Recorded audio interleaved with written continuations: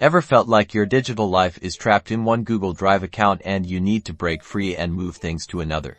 Today, I'm going to show you the easiest ways to upload files and folders to another Google Drive, making data migration a breeze. First, log into both your source and destination Google Drive accounts in separate browser windows or tabs. This makes the transfer process much smoother.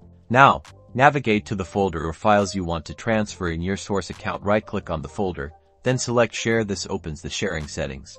In the sharing settings, change the access permissions to anyone with the link and set the role to editor. Copy the generated link. You will need this. Switch to your destination Google Drive account. Paste the copied link into the address bar and hit enter. This grants your destination account access to the shared folder or files. The shared folder will now appear in the Shared with Me section of your destination account. Right-click on the folder. Select Add Shortcut to Drive. This creates a shortcut of the folder in your destination drive, allowing you to access and organize the content without duplicating it. Optionally, you can now drag the shortcut from the Shared with Me to My Drive for easier access, and that's it.